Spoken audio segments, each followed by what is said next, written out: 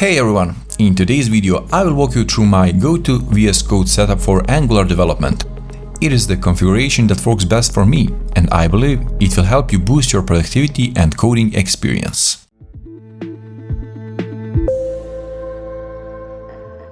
So let's start with the theme you're seeing right now. This is the dark modern theme.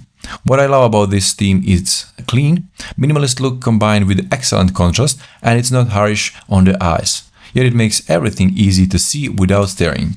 To change the theme, Ctrl-Shift-P or Command-Shift-P on your keyboard, select Preferences, color theme, as I have it like here, you can type it, and then you select the dark modern here. That's it for the theme. And now for icons, I use the material icon theme. You have probably noticed this in my previous videos, and it's the same one you're looking at right now. So these icons are clean, visually appearing, and add an extra layer of organization to your workspace. So as you can see here, these icons recognize everything, the extensions, and the icon appears next to the files, so it is easier to see and to navigate here. So for example, if I add a new folder, or for example services, it recognizes the folder and also the file. So if I add something like components or modules, okay, it gets the icon for modules or pipes. We have pipes right now. So everything that you will need, like constants, it gets it. So it is really useful extension here. Actually theme. So Ctrl-Shift-P or Command-Shift-P and just type icon theme. Hit enter and you can see the material icon theme. So this is actually the one that I installed. So you can go here and type material, hit enter, and then you will see it. So this is the one. And you can see that it has 25 million downloads, and you can see all the icons down below here. There's a lot of icons, as you can see. So this is for the theme. Now, talking to the font, so I use Fira code here. So I'll just demonstrate it. I'll open this component here. Okay. And now, this is just more than a font for me, because it includes what is called like programming ligatures. These ligatures make symbols like this. You can see right now, if I add like it's equal, we can see this icon. This font here change. If I add not equal, you can see this ligature here, or greater or lower than or equal. You can see the icons are like this. So you could probably see that in my code, like for example for the arrow functions and the comparisons I'm doing there. So this is like really important for me, this font actually. So I'll be making a separate video dedicated to installing and configuring Fira code in VS Code, especially since enabling ligatures requires a few extra steps. So make sure you are subscribed and hit the notification bell so you don't miss it. It's definitely worth the effort. And now let's go to the settings tweaks. So let's move on some performance optimizations here. One important tweak I make is to exclude certain folders from the file watcher. This helps VS Code run more smoothly, especially on larger Angular projects. So here's the configuration. Ctrl-Shift-P, and you can go to the open settings, UI, okay. And now we're gonna search for file watcher or watcher exclude, okay. Watcher exclude, and on user or workspace, depending on your needs. But I use it on a user because it's just general on the global pattern. So it doesn't matter on which project I am, this is going to be used. So here in this file watcher excludes, you just have to press this and add your exclusions. So the most important thing here is to exclude node modules, because node modules like gets a higher CPU. There's a lot of files inside that you don't actually need to watch, and the VS Code don't have to watch for changes or anything. So it is better to add the node modules. And also what I add else .git dist folder, because also I don't have to watch for the dist folder changes, and out as well. So this is some configuration that I use. You can pause the video and copy paste, actually retype this configuration in your settings. So this is one is really like for optimizing a lot of CPU usage. This excludes, as I said, node modules, this git and out directories from being constantly watched, which can significantly reduce the CPU usage and improve performance. And now let's dive into my must-have VS Code extensions for Angular development. So the first one is Angular language service. We can just go to the extensions, type here Angular language.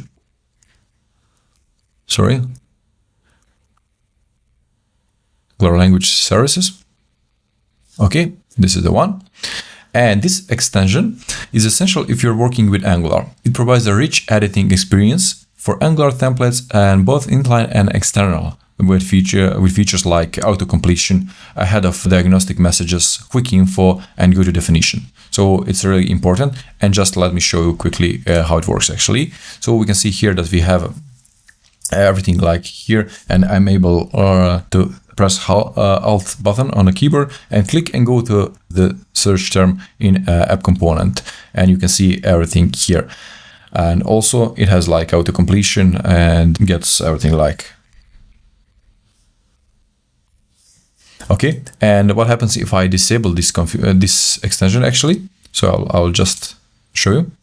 So now you can see I'm not able to click on any of these and get the data for it, like auto completion and connecting and going to the definitions. So without this extension, this is what we actually have in our app component here.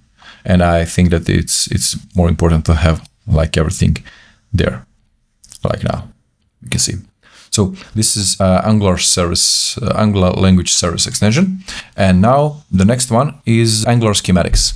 So if you want to speed up your generating components, services, or other Angular features, Angular schematic is a must. It allows you to quickly scaffold the Angular entities right within the VS Code. So I'm just going to show you that extension. Okay, Angular schematics. This is the one here. It has more than 1 million installs. And I'll just demonstrate this because you have seen that in my previous videos. So for example, if I'm generating pipes, right click here, select Angular schematics, generate file, and then select pipe or anything that you wanna create here, and just add a name. So what is important with this extension, why I like it? Because I don't have to type the path to the pipes or folder where I'm creating a component or anything. This is especially helpful if you have a lot of nested components or anything here, and you want to create something, then going just through the terminal is a bit messy. And yeah, it's easy. It's just easier to select this and right click on it and just test pipe, for example. Okay, hit enter again, and we get a test pipe here created and with everything inside here. Okay, I'll just remove this one. And then the next one is Path Intelligence. Just let me go to the extensions here. Okay, Path Intelligence. Okay, hit enter.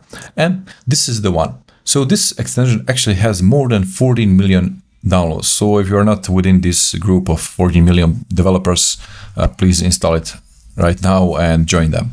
So what is important about this one? You might ask yourself, like, why should I add this extension when Visual Studio Code already has Path Intelligence and so on? But the thing is, with this extension, it offers smarter path auto-completion, which is especially helpful when dealing with the deep folder structures. Even it works great with the path aliases. So here's a quick tweak to turn off the built-in suggestions in favor of this extension. So just go to the settings, okay, open settings, and now I'm just gonna search for TypeScript that suggests paths. Okay, so we can see these here. So also for JavaScript and TypeScript, just uncheck these. So they have to be unchecked to have this extension work as expected. So why is this important? This is really, really fast, and you will notice immediately after you add this and configure this extension. For example, I'll just remove this filter array pipe here, and also I'll add it, and you will see how immediately intelligence appears there. So a filter, you can see that it is like precise, and it gets to the point. So the filter array pipe arrives exactly at the moment. So we don't have to wait for anything here, as usually default one. And also the most important thing is that it's precise and helps a lot. So this is the one that is important. And also another one that I use is bookmarks. Bookmarks extension allows me to mark lines of code and quickly jump back to them. For example, I'll just right click here, add bookmark, and it appears here.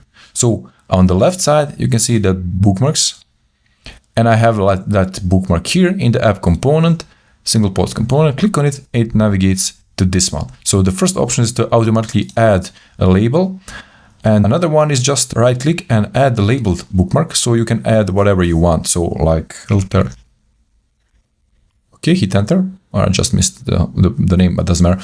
Okay, and now after I just go to any folder or anywhere, I just click here and it navigates me. If I'm down, I click here and navigates me to this one. So this is interesting and just speeding up my process of development, because sometimes I just want to remember something in some file and to go back later on and fix it or do some improvements or anything like that. So this is a bookmarks extension.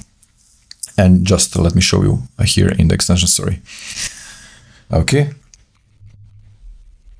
Bookmarks, and now we can see the bookmarks here, and this is the extension actually installed, and you can see almost 4 million installs it has.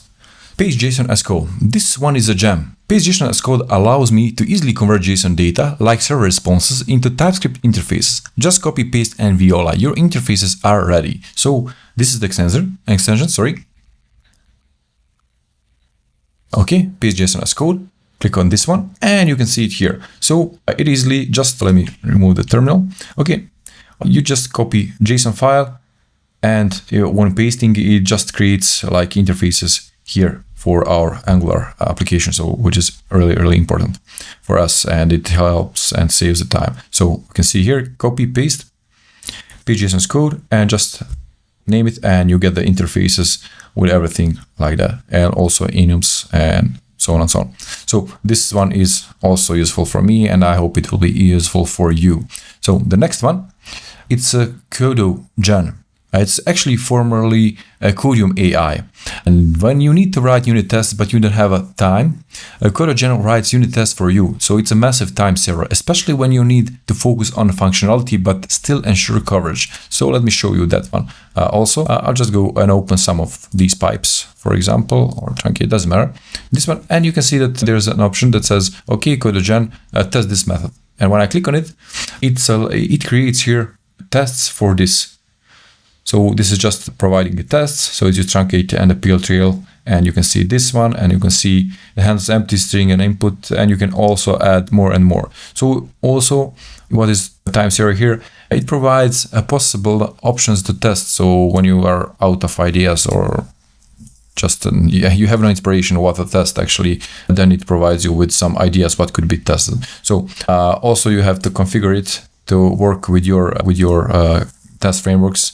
And it is just like working like that. You can also click and test the functionalities, just copy and paste the code, and you have a tests ready to go. So this is important also. And I think in the end, finally we have a prettier, and it is essential for maintaining consistent formatting. So I don't have to talk about the prettier that much. I'll just show it. So prettier.